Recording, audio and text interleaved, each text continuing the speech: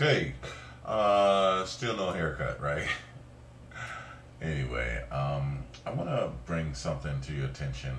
Uh, I think Obama is running this thing about crackdown where there's some stipulation in it that will help Americans dealing with their mortgage foreclosures, and the banks are strongly opposing this type of crackdown, and really it is to crack down some of these. I don't know everything about it, but this basically to crack down on some of this the way that the banks are operating.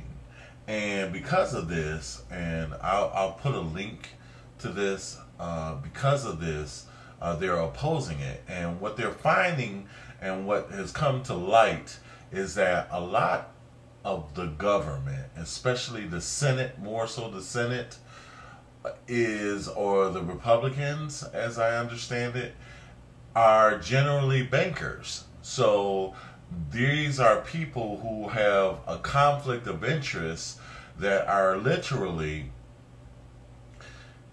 who are making rules that are also lobbyists for banks. So they're pushing and blocking and obstructing legislation that will help America get back on their feet. And the whole big ironic crazy thing about this is that these bankers that we're bailing out are the ones that caused this problem in the first place with the government and all these issues. And so we're bailing them out while they're constantly trying to corrupt and move the government into this problem with this bailout, and trying to and they're the ones that cause the economic crisis that we have today. So it just really just amazes me that whenever you have somebody that is doing it, then I would have to really question, did they organize, and then did they orchestrate this themselves? So did they orchestrate this bad situation? And you know what? This is a very non-biblical term that they've been using. Out of chaos comes order out of chaos.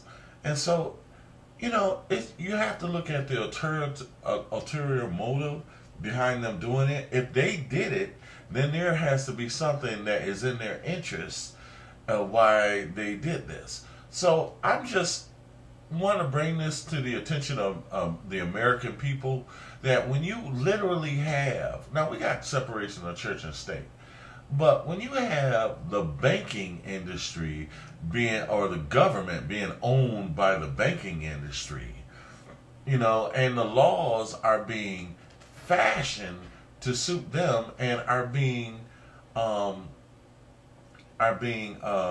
don't know a term, stonewall the average American citizen.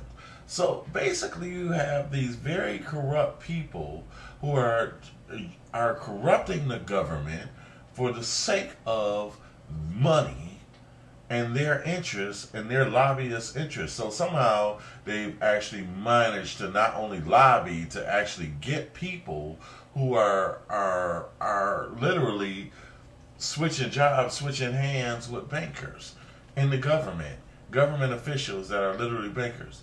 So then you have to question why we're doing so bad. And so it made me think about a parable in the Bible, or how everybody says, what would Jesus do? I hate that when people say that, because they use it so nonchalantly. But let me tell you, what would Jesus do in a situation where you have money changers that are literally up corrupting the institutions that they are supposed to be helping?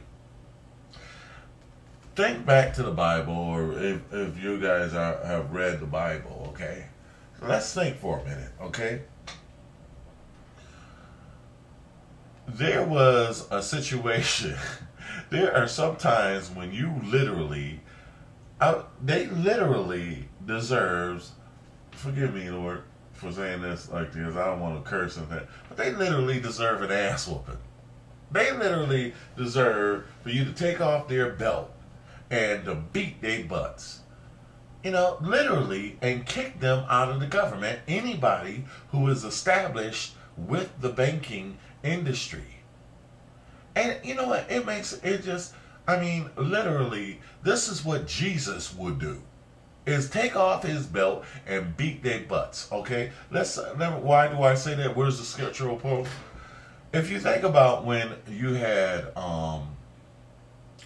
Jesus when you had the temple of God in Israel, and people would travel all over, okay, and they would bring their sacrifices to sacrifice it to God, okay, and in the temple you would have people there that would, because the trip was so long, you would have people there, or men that would literally instead of you having to bring a goat, a sheep, or whatever you had across country to sacrifice it, you could actually get it there.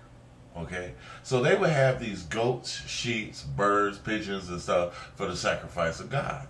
And so they would have these men or salesmen or money changers, okay, in there where you would literally could bring money or some other non-perishable item, because that's what money is. It's literally a legal tender. So at some point, at wherever they were, they would take their goat and sheep to, and this is how this all got started. You take your goat and sheep to a local place, exchange them for money. You would go get money, so the farmer would exchange it for money. The sheep and goat, his sacrifice for money, intended to glorify God, for money, and would then go cross down. Now he only had to carry the money, okay? It would literally go however long he had to travel to the temple, you know, maybe weeks, maybe 3-4 days, however, you know, but too strenuous for animals. And then when he would get there, then they would have the money changers. And these were people that would then give him a goat or a sheep or a pigeon or whatever for the sacrifice. And so what was happening, and that Jesus got so upset with these people, is that they were literally taking the worst animals, sick animals, and corrupt animals, and half blind animals, animals that couldn't even stand on their own 2 feet, and bringing these disease sick animals, corrupted animals, and exchanging. So it was an unweighted balance. You had good money, they gave good animals, and they would give these people these sick, diseased animals, literally almost garbage. And in Malachi, God says, should a man rob God? And they said, these money changers said, where have we robbed us? In Malachi, I think it's in the beginning of the chapter. It says, where have we robbed it? You said, you have robbed us in tithe and offerings. So literally, you know, these bankers have literally robbed the government. And doing all this garbage and stuff like that, and exchanging corrupting and stealing and doing all of this stuff. Okay, so let me get back to the story. Anyway, so God literally, so Jesus went in there, and this is, you know, and they were weighting things wrong. So it's an unjust weight. So you putting these bad animals, this stuff, and it was literally so bad that the disease, the decrepit animals, that God said one of you should have had the good enough sense to just close the temple doors. He said, I don't want your sacrifice. I don't want your money. It's so diseased and corrupted. I mean, the guys knew they were corrupting the animal, the altar of God. They said themselves, the Lord's altar is detestable. So they knew they were corrupting the Lord's altar, And you know, God said, you know, bring all the food and stuff, that there'll be food in my house, that in the storehouse. And so there'll be meat in my house. Good food. The Lord's table is supposed to be lavish, beautiful. You know, and then like poor people were supposed to come in and eat. There was all kinds of sacrifice, all kind of tithes. And they were really a system to help other people. But these officials were sitting up there corrupting the money, corrupting the animals, and putting up these sick animals so they can get the money for them. Because by the time the people got there and went across town with their tithes, with their money for the tithe, the offering, they didn't have any choice of what they couldn't say no. They had to take the animals that they were given. They were sick, horrible animals when God was giving them good, fresh. I mean, when they were sacrificing good, clean animals, and sacrifice good, clean, hard work, good, hard money. You know, we work hard for our money. And then they make all these taxes and corrupt it and put all these hidden weights and unbalanced things in the foreclosures of the bank. They had this thing, adjustable rate mortgage, you know.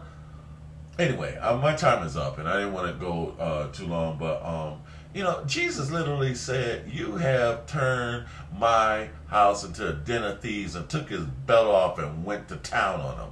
That's what we need to do to these guys. No wonder you got people trying to, these bankers, these corrupt bankers, want to put chips in people. They just corrupt. Let's get rid of them.